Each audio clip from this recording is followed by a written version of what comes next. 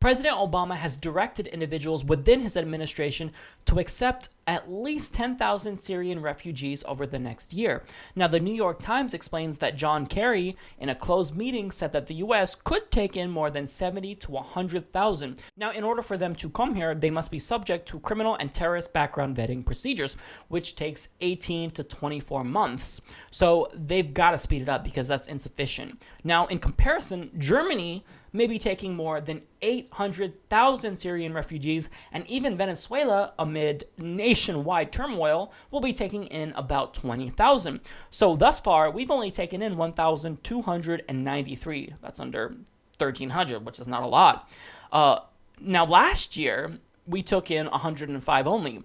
So there's absolutely no question that we could be doing more, especially when you account for the fact that we're partially culpable for all of the chaos in the Middle East to begin with.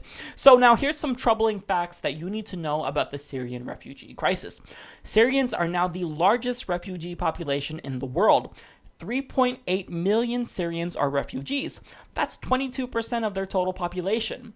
Now, more than 50% of Syrian refugees are children who no longer have a family, and they've pretty much lost everything. As you see in the chart, they've lost their schools, their friends, their family. Very, very sad. So now here's what you can do to help.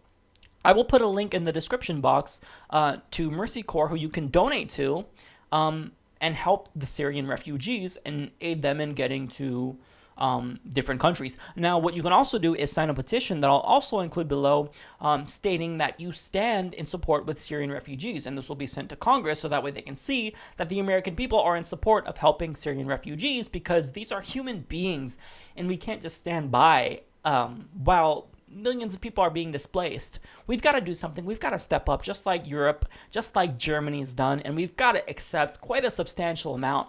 I think that we could do at least 500,000, but I would really like to be on par with Germany, because even though the cost of housing hundreds of thousands of Syrian refugees will be relatively substantial, we've got to do it. We can reallocate funds from defense spending to actually aid things that are morally justifiable, such as this.